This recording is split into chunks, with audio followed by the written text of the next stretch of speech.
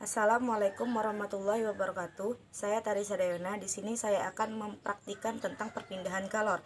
Telah kita ketahui bahwa perpindahan kalor itu dapat dilalui dalam 3 cara. Yang pertama itu cara konduksi, konveksi, dan radiasi. Yang pertama saya akan membahas tentang perpindahan kalor secara konduksi. Perpindahan kalor secara konduksi ialah perpindahan kalor atau perpindahan panas melalui sebuah zat perantara tanpa diikutsertai dengan perpindahan partikel-partikelnya. Di sini saya akan mengambil contoh. Ini sebuah lilin yang merupakan sumber panas dan ini adalah sendok terbuat dari logam. Saya akan mendekatkan ujung sendok ini kepada sumber panas. Apa yang akan terjadi? Ujung sendok yang saya pegang akan terasa panas juga, dan tangan saya pun lama-kelamaan akan terasa panas. Mengapa?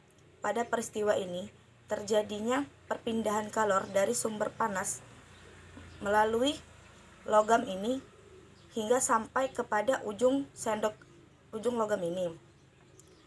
Di sini tampak bahwa molekul-molekul yang ada pada logam ini tidak ikut berpindah dan masih ada pada tempatnya. Sedangkan kalor berpindah dari sumber api melalui logam hingga pada ujung sendok kita. Itulah mengapa lama-kelamaan tangan kita juga akan terasa panas. Disinilah terjadinya perpindahan kalor secara konduksi. Yang kedua ialah perpindahan kalor secara konveksi. Perpindahan kalor secara konveksi ialah perpindahan kalor atau perpindahan panas melalui sebuah zat perantara dengan diikutsertai perpindahan partikel-partikelnya. Contohnya, di sini saya mempunyai lilin sebagai sumber api, sebagai sumber panas, dan saya mempunyai gelas yang berisi dengan air. Saya akan meletakkan gelas ini di atas sumber panas. Apa yang akan terjadi?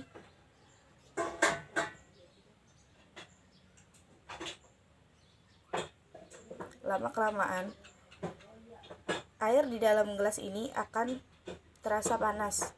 Mengapa? Karena kalor mengalir dari sumber panas melintasi bagian bawah dari gelas ini, lalu diteruskan ke air yang paling bawah. Di air yang paling bawah. Lama-kelamaan partikel-partikelnya terus naik ke air yang paling atas hingga menyebabkan keseluruhan dari air ini menjadi panas. Itulah yang disebut perpindahan kalor secara konveksi. Lalu yang ketiga ialah perpindahan kalor secara radiasi. Yang sebelumnya kan perpindahan kalor secara konduksi dan konveksi itu melalui zat perantara, sedangkan kalau di radiasi ini adalah perpindahan kalor tanpa menggunakan zat perantara.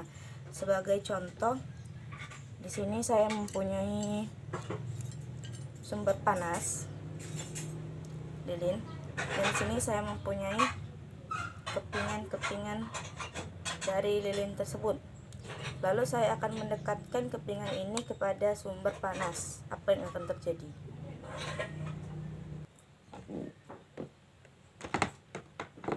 Nah, kepingan ini akan menetes.